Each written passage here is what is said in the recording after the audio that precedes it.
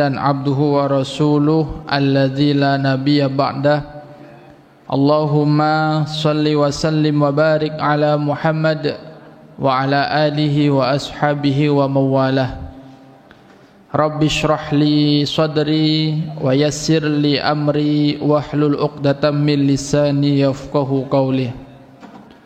Allahumma anfa'na bima 'allamtana wa 'allimna ma yanfa'una wa zidna ilma. Amin ya rabbal alamin. Bapak Ibu sekalian, jamaah salat maghrib yang dimuliakan Allah Subhanahu wa taala, tidak bosan kita memanjatkan puji syukur kita kehadirat Allah Subhanahu wa taala yang juga tidak pernah bosan memberikan segala curahan nikmat kepada hamba-hambanya, bahkan kepada seluruh makhluknya, baik yang diminta ataupun tidak. Allah berikan itu semua kepada kita. Hanya satu yang Allah inginkan dari itu semua, tiada lain adalah rasa syukur kita kepada Allah Subhanahu wa taala. Allah ingatkan, la in syakartum la azidannakum wa la in kafartum inna azabi lasyadid. Dan jika kalian mensyukuri nikmat yang telah Allah berikan, maka Allah berjanji akan menambahnya. Sebaliknya, Allah Subhanahu wa taala mengingatkan, barang siapa yang mengkufuri nikmatku, maka sesungguhnya azabku adalah pedih.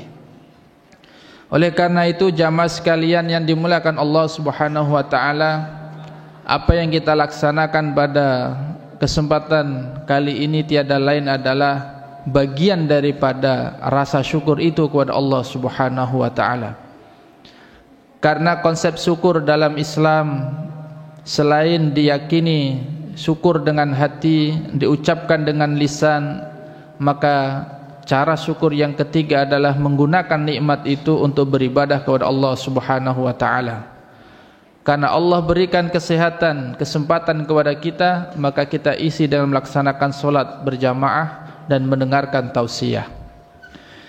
Tidak lupa salawat serta salam kita sanjung tinggikan kepada baginda Rasulullah sallallahu alaihi wasallam yang telah membimbing kita umat manusia berpedomankan wahyu dari Allah Subhanahu wa taala. Maka sungguh beruntung siapa yang mau mengikuti sunnah-sunnahnya. Mudah-mudahan kita dikelompokkan umatnya yang mau mengikuti sunnah-sunnahnya. Bapak Ibu sekalian yang dirahmati Allah Subhanahu wa taala, pada kesempatan malam hari ini insyaallah kita akan membahas satu tema tentang ikhtiar dan doa. Jadi doa dan ikhtiar ini satu paket. Kalau berdoa terus tanpa ikhtiar, ini tidak benar. Ikhtiar tanpa doa juga tidak benar. Maka yang benar adalah berdoa diikuti dengan ikhtiar. Mungkin di antara kita dalam menjalani hidup ini ikhtiarnya sudah maksimal, tapi doanya yang kendor. Mungkin. Atau sebaliknya, doanya kencang, ikhtiarnya kurang. Kira-kira yang mana ini? Yang ikhtiarnya kuat tapi doanya lemah, atau yang doanya kuat ikhtiarnya lemah? Atau lemah dua-duanya? Nah, kalau ini parah ini. Sudahlah enggan berdoa, enggan juga berusaha. Nah, ini tentu bukan ajaran Islam. Islam mengajarkan keseimbangan. Seimbang antara doa yang dia mohonkan kepada Allah, seimbang juga dengan usaha yang dia lakukan untuk mewujudkan doa itu. Ini Islam. Maka insyaallah pada malam hari ini kita akan isi waktu ini untuk menguraikan antara doa dan ikhtiar ini. Bapak Ibu sekalian yang dimuliakan Allah Subhanahu wa taala, mengawali pembahasan ini, mari kita cermati firman Allah Subhanahu wa taala dalam surah Ghafir ayat yang ke-60. Allah Subhanahu wa taala dalam ayat ini berfirman, A'udzu billahi minasyaitonir rajim. Wa qala rabbukum ud'uni astajib lakum. Innal ladzina yastakbiruna an ibadati sadkhuluna jahannama dakhirin. Ghafir ayat 60. Allah Subhanahu wa taala berfirman, wa qala rabbukum, dan telah berkata, telah berfirman Tuhan kalian semua, ud'uni, silahkan Anda berdoa semuanya kepadaku. Jadi Allah perintahkan untuk berdoa. Lalu Allah berjanji, astajib lakum, maka aku akan ijabah doa-doa kalian itu semua. Jadi jelas ayatnya bahwa doa itu diperintahkan, dan Allah berjanji Allah akan mengabulkan doa orang yang meminta kepadanya. Maka sungguh layak dikatakan orang yang sombong jika ada orang menjalani hidup ini lalu mengesampingkan doa kepada Allah Subhanahu wa taala. Sungguh sangat sombong bagi mereka yang hanya mengandalkan kekuatan yang ada pada dirinya dan melupakan kekuasaan, kemahabesaran Allah Subhanahu wa taala. Maka di ayat selanjutnya, innal ladzina yastakbiruna an ibadati sadkhuluna jahannama dakhirin. Sesungguhnya orang-orang yang menyombongkan diri, enggan beribadah kepada Allah, maka tempat yang layak adalah jahannama dakhirin, neraka jahannam. Doa itu ibadah. Dalam sebuah hadis Rasulullah sallallahu alaihi wasallam menyampaikan, ad-du'a'u huwal ibadah. Doa itu adalah ibadah. Maka dalam berdoa ini tentu ada keutamaan. Makanya Allah Subhanahu wa taala perintahkan kepada kita untuk senantiasa berdoa kepadanya. Selanjutnya mari kita cermati, ada hadis qudsi, hadis yang disampaikan Nabi tapi redaksinya dari Allah Subhanahu wa taala. Hadis ini terdapat dalam kitab Sahih Muslim dengan nomor hadis 2577. Yaqulullahu ta'ala, Allah ta'ala berfirman, ya ibadi, wahai seluruh hamba-hambaku, kullukum dhallun, kalian semua adalah sesat. Kata Allah, seluruh kalian hamba-hambaku ini dhalun, dalam keadaan tersesat. Illa man hadaituhu, kecuali mereka yang telah kuberikan petunjuk kepadanya. Fastahduni ahdikum, oleh karena itu mintalah hidayah, mintalah petunjuk kepadaku, maka aku akan berikan kalian petunjuk. Ini mengajarkan kepada kita bahwa kita diperintahkan juga meminta hidayah. Karena kita tersesat, lalu Allah menyuruh kepada kita untuk minta petunjuk jalan yang lurus, hidayah. Ya ibadi, selanjutnya Allah berkata, wahai hamba-hambaku, kullukum ja'iun illa man at'amtuhu, kalian semua haruslah sadar bahwa kalian itu lapar. Illa man at'amtuhu, kecuali mereka yang kuberi makan. Maka kemudian Allah Subhanahu wa taala berfirman, fastat'imuni at'imukum. Maka berdoalah kepada Allah, mintalah kepada Allah agar Allah memberikan makanan, memenuhi kebutuhan perut kita dengan cara minta kepada Allah Subhanahu wa taala. Ya ibadi, wahai hamba-hambaku, kullukum arin illa man kasautuhu. Kalian semua adalah telanjang kecuali mereka yang telah kuberi pakaian. Loh. Jadi pakaian yang kita pakai saat ini pun hakikatnya adalah pemberian dari Allah Subhanahu wa taala.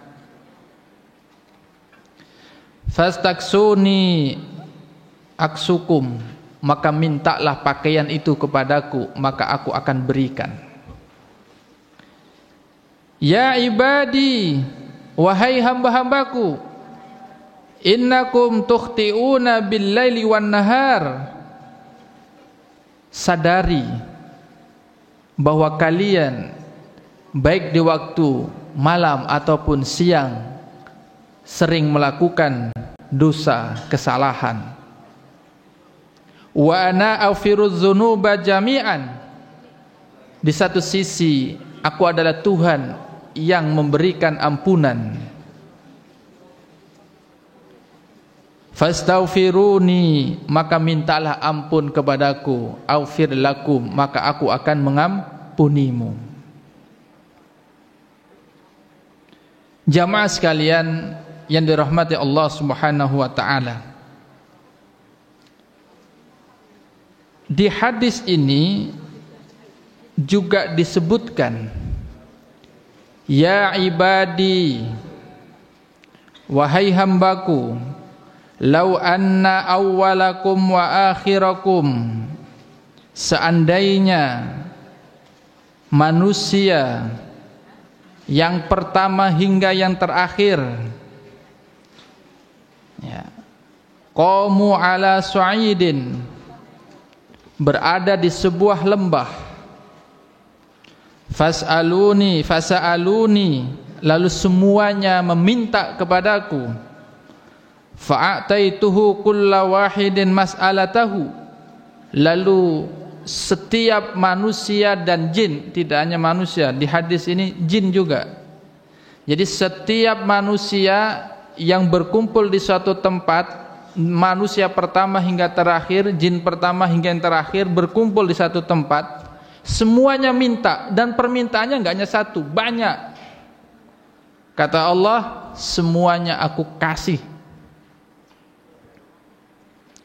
Mana qasadzalika mimma indi, maka tidak berkurang sedikit pun apa yang ada pada Allah Subhanahu wa taala. Illa kama yanqusul mihyatu idza udkhilal bahra. Kalaupun berkurang, maka gambaran berkurangnya apa yang ada di sisi Allah itu tak ubahnya seperti jarum yang dimasukkan di lautan lalu diambillah jarum itu. Berkurang enggak air laut tuh? Enggak. Kalaupun berkurang hanya yang nempel di jarum tuh. Jadi kalau minta sama Allah, minta sebanyak-banyaknya. Kata Allah, lapar, minta makan sama Allah. Enggak punya pakaian, minta sama Allah. Jadi Allah itu terbuka luas kepada kita. Mintalah segalanya kepada Allah Subhanahu wa taala. Bahkan saya baca sebuah hadis, untuk urusan sendal jepit putus, minta sama Allah. Kan luar biasa itu. Artinya apa? Ini menggambarkan kepada kita, hendaknya segala urusan hidup kita, mulai dari yang terkecil hingga yang terbesar, jangan lupakan Allah Subhanahu wa taala. Maka di awal tadi diingatkan, ada orang yang terlalu ambisius dengan usahanya. Urusan bisnis dia semangat luar biasa, lupa minta sama yang memberi rizki. berharap begitu kuatnya punya anak yang soleh, disekolahkanlah di sekolah termahal, tercanggih, terhebat, tersemuanya. Lupa orang tua untuk mendoakannya. Inilah yang saya katakan tadi, Islam mengajarkan keseimbangan. Ada doa tapi juga ada ikhtiar. Ada ikhtiar, jangan lupakan doa. Karena Allah Subhanahu wa taala mengajarkan kepada kita untuk menyeimbangkan antara doa dan ikhtiar kita. Jamaah sekalian yang dirahmati Allah Subhanahu wa taala, dalam hadis qudsi tadi juga bisa kita ambil sebuah kesimpulan bahwa Allah itu begitu kuasanya. Apa yang ada di sisi Allah itu tidak terbatas. Maka kita harus yakin apapun yang kita minta, kalau kita ikuti sunnah-sunnahnya, kita ikuti petunjuknya, maka yakinlah Allah Subhanahu wa ta'ala akan ijabah. Meskipun cara Allah mengijabah doa itu dalam sebuah kitab disebutkan ada 3 cara. Cara yang paling disuka manusia itu kalau berdoa segera diijabah. Nah itu kita itu. Kalau berdoa mintanya segera dijabah. Tapi Allah juga punya cara yang lain. Tidak mesti minta ini langsung dikasih itu. Bisa jadi Allah mengijabah doa hambanya itu dengan memberikan sesuatu yang lain, tidak mesti dengan apa yang dia minta.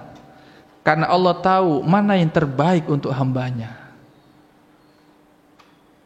Dan ada juga yang ketiga, Allah tunda pemberian itu. Tidak Allah kasihkan di dunia ini, tapi Allah berikan nanti diganti dengan yang jauh lebih istimewa di akhirat nanti.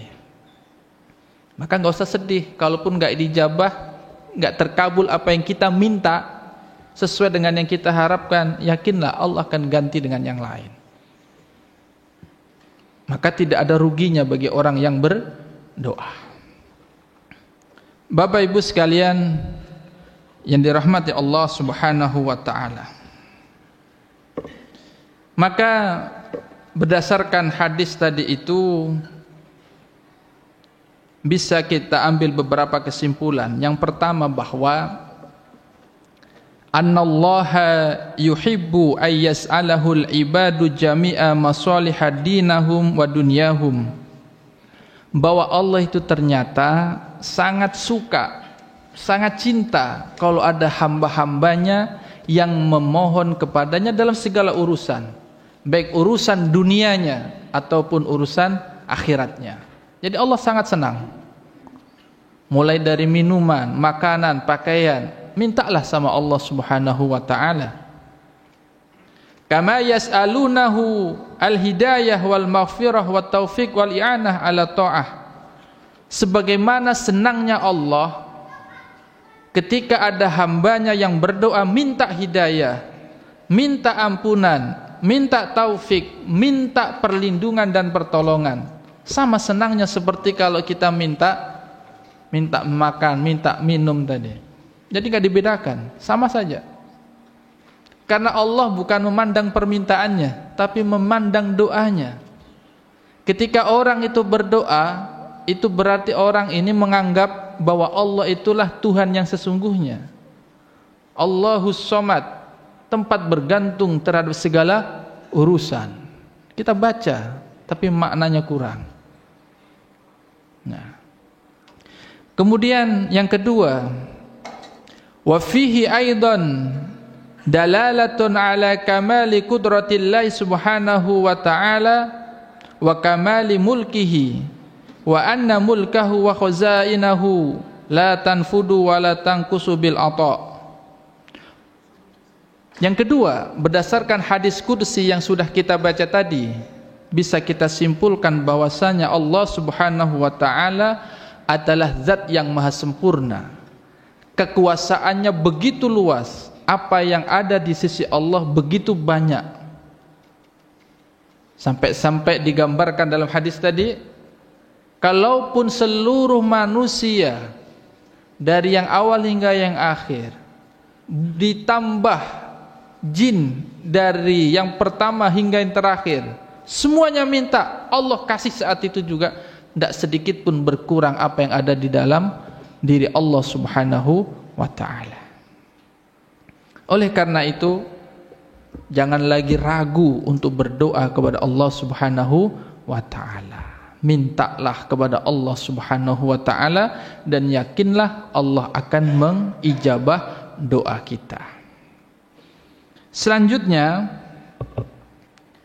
kita akan membahas tentang ikhtiar.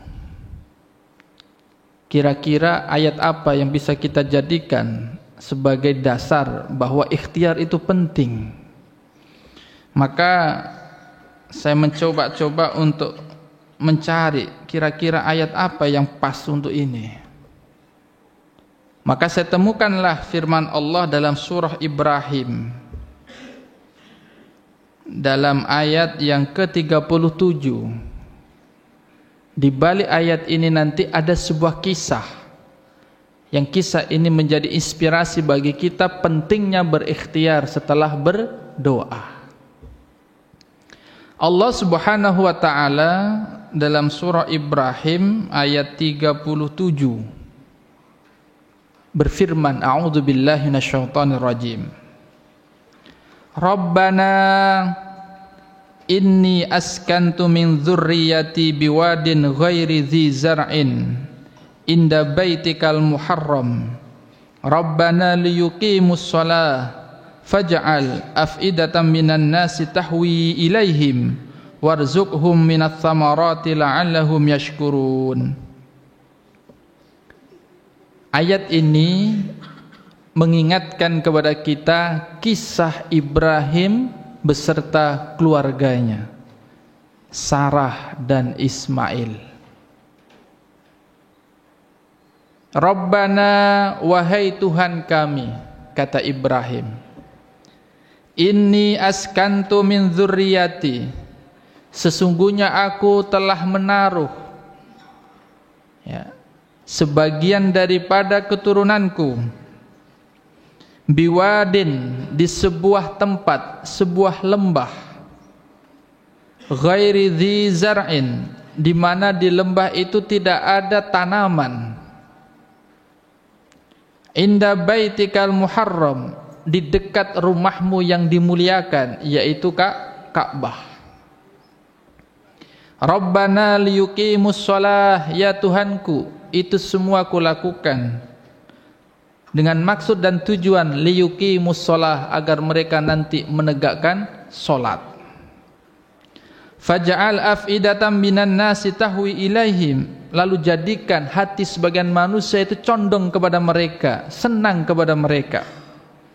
Warzuqhum minats thamarati la'allahum yashkurun, dan berikan rizki berupa buah-buahan yang banyak, la'allahum yashkurun, agar mereka kelak menjadi orang-orang yang bersyukur.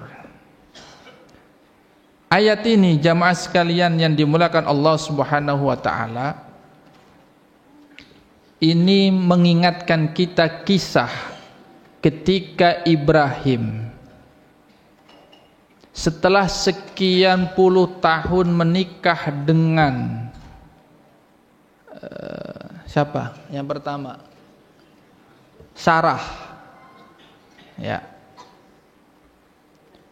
Itu tidak punya momongan. Padahal Ibrahim sangat ingin sekali punya keturunan, sehingga beliau senantiasa berdoa, Rabbi habli minas solihin.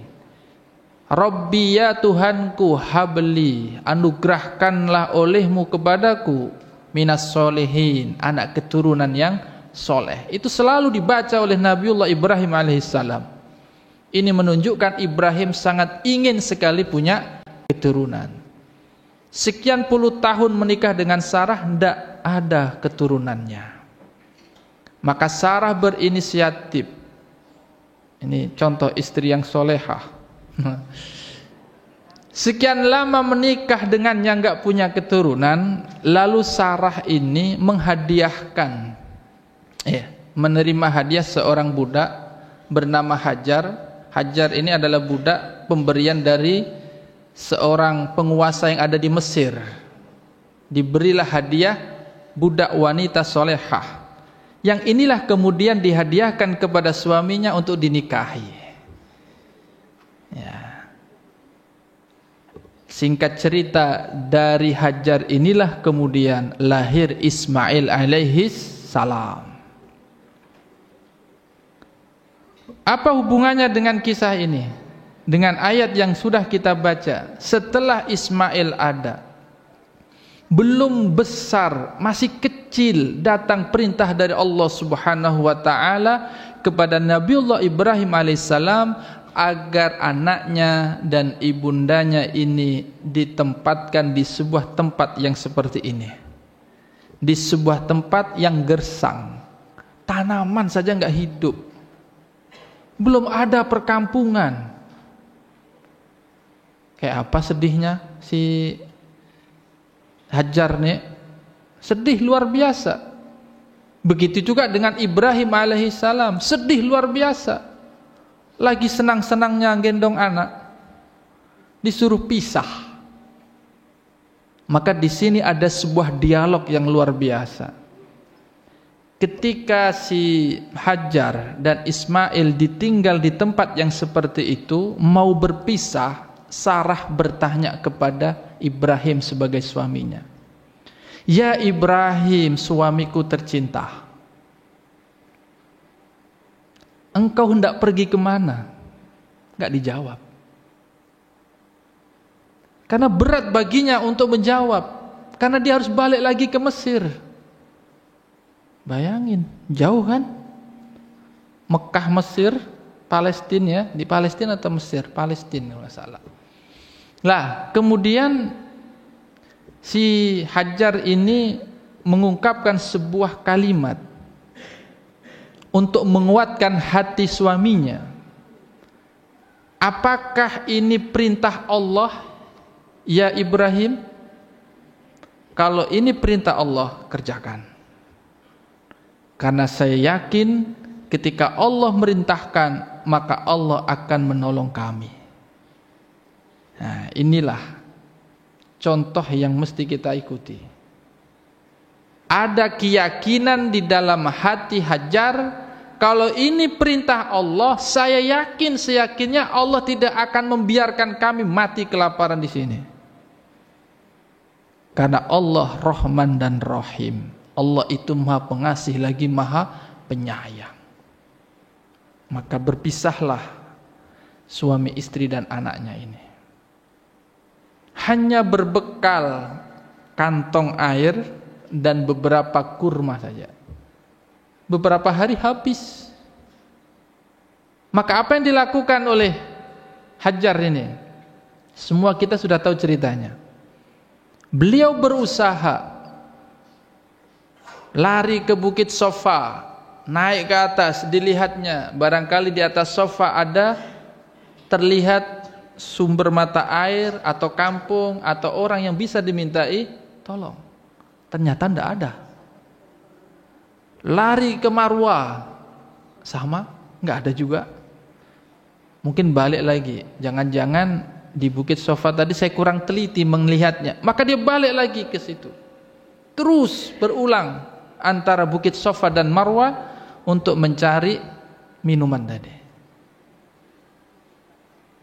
Ini kan ikhtiar kan? Ini adalah contoh ikhtiar. Tidak cukup ya Allah berikan aku makan dan minum datang dari langit, tidak cukup seperti itu. Tetapi Hajar memberikan sebuah contoh pentingnya ikhtiar. Meskipun menurut logika ikhtiar yang dilakukan oleh Hajar ini enggak masuk akal. Gimanalah ada air di tempat yang tumbuhan saja enggak hidup, berarti gersang luar biasa. Tapi karena dia meyakini selain doa itu ada ikhtiar, maka diikhtiar itu. Dan anehnya, jawaban Allah Subhanahu wa taala itu ditemukan di Bukit Safa dan Marwah atau enggak? Ternyata enggak. Ternyata dijawab oleh Allah itu malah munculnya air itu di dekat kaki Ismail. Apa pelajarannya? Pelajarannya adalah kadangkala ikhtiarnya A dan B yang keluar C. Jadi tidak mesti orang itu ikhtiarnya ini jawabannya pasti itu, belum tentu. Maka kita harus yakin, selain yakin ada ikhtiar. Dan Allah menjawab ikhtiar manusia itu kadangkala tidak disangka-sangka gitu loh. Menyangkanya ada di Safa dan Marwah, ternyata di antara Safa dan Marwah. Itulah kuasa Allah Subhanahu wa taala. Maka belajar dari kisah ini sesungguhnya banyak pelajaran yang sangat berharga buat kita.